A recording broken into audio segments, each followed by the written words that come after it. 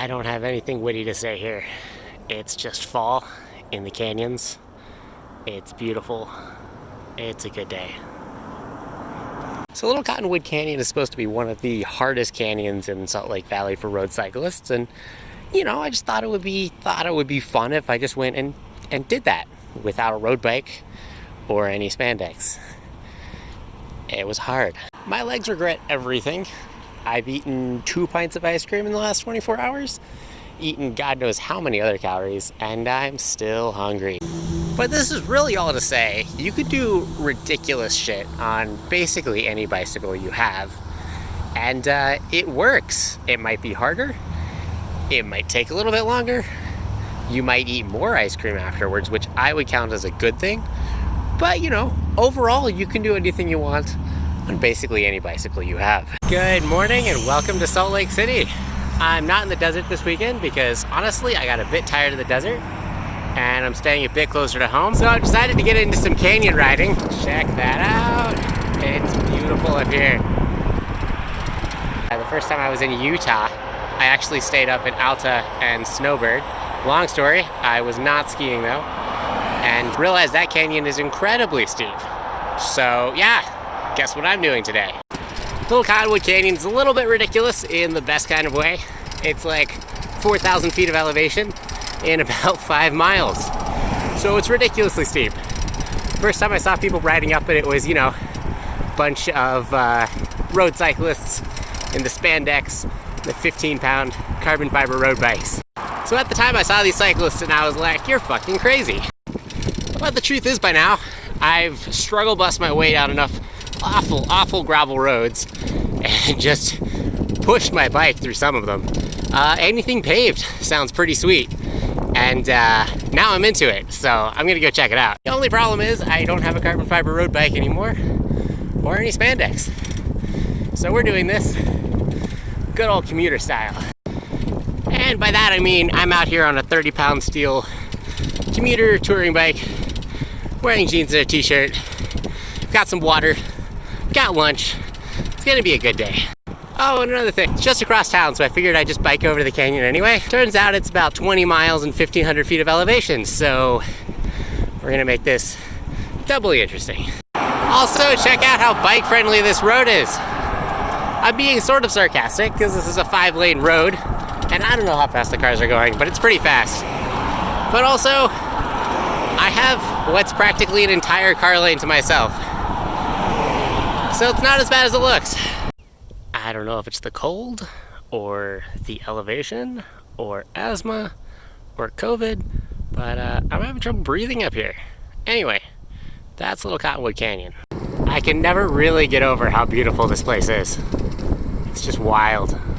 I don't have anything witty to say here. It's just fall in the canyons. It's beautiful. It's a good day.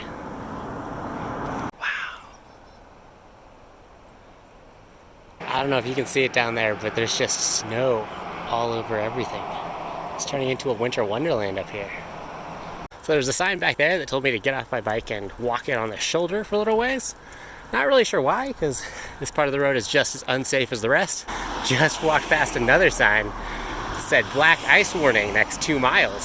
So it's gonna be interesting. Remember how in Narnia, when they first get there, it's winter, it's snowy, it's cold, because the Ice Queen's in charge, and then they defeat her, and spring comes? Going up this canyon is the opposite of that. Talk about being caught between a rock and a hard place. I don't like this bike lane. I do like this canyon though.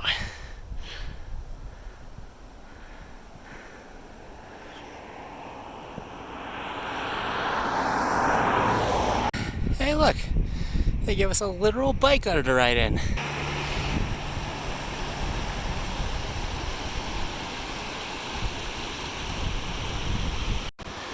So that girl up there, been following me for maybe, I don't know, half an hour, finally passed me. Feel good about myself. Definitely not a road cyclist though. This road is so much steeper than it looks right now. Oh my God. The further you get up this canyon, the more and more it just looks like a winter day. Anywhere there's shade, there's snow, ice, but it's weirdly hot in the sun. All those trees, That's what happens when a snow avalanche happens. Hey look, actual snowfields. This is incredible. This is Snowbird Resort right here. I think we're getting close to the top. Wow. Snowbird's a bit smaller than I remembered. So this building, the Iron Blossom Lodge, is actually built in a pretty serious avalanche zone. You have to appreciate the utilitarian design here. It doesn't actually look bad either. So this building right here is actually the building I stayed in, gosh, 3 years ago. It's a bit nicer and more dynamic on the inside. So this is what a ski resort looks like before they open for ski season. Hang on, wait a second. Is the pool open? And that is a several 100-foot dolomite and limestone cliff. Nice.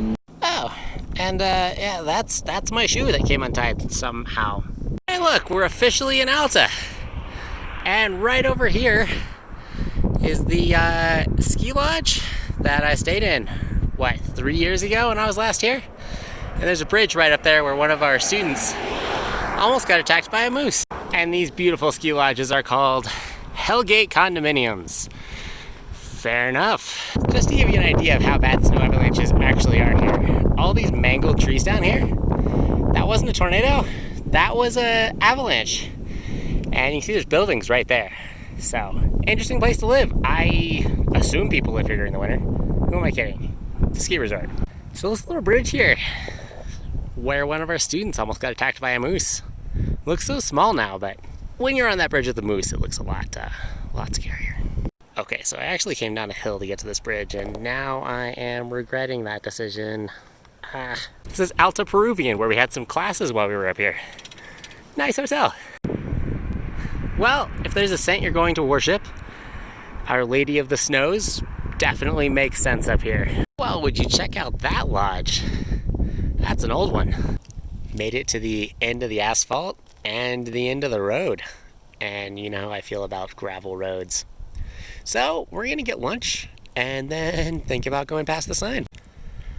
Some people do like gel packets when they're cycling, which I mean, they work, but you can get a quarter bag of tortilla chips for like 50 cents. They've got tons of calories, lots of salt. They're corn chips. They're great. So of course I went past the gate because, you know, why not? But up here it looks like the road is getting icy. That's the town of Alta down there. We're probably at 9,000 something feet here. Somewhere around here is where I saw my first moose. It is so peaceful up here. I haven't seen anyone in a while. It's just myself and my asthma slowly trudging up this mountain. When I left this morning, I did not anticipate being underneath a ski lift on a gravel road in the mountains. I just wanted to get to the end of the asphalt road, but this trip's taken on a life of its own. All right, looks like we're headed towards the easiest way. I'll take it. Oh my gosh, it's downhill. I love this about the mountains. We passed the first tree line a while back and now we're just getting to a second set of trees. And then there's a second tree line way past that up in the mountains. Wholesome lesson time. I've ridden further than probably any road cyclist has in this canyon, or at least further up the canyon, and from further away than most of them start. And I'm not the strongest person, definitely wasn't the fastest, but that's not really what it's about. You take some breaks, you bring food, water, and you do it at your pace, but you do what you want to do. It doesn't take being incredibly fit or strong or, I don't know, gifted at cycling or whatever to do this. You just kind of bring what you need, take it at your pace, and you can do just about anything you want. I mean, here I am up here, like, there's no cars, there's no people. This is a closed campground up in the mountains in the winter. And there's nobody here. Almost slipped on that snow earlier, yikes. This has to be my favorite mountain gravel road. Man, I wanted to get some footage descending the canyon, but I was going 30 to 40 miles an hour the whole way, and I was not taking my hand off of the handlebars for that. No, no, no, no, no. So that little cluster of buildings way off in the distance is where I came from this morning. Wow, quite a day we're at.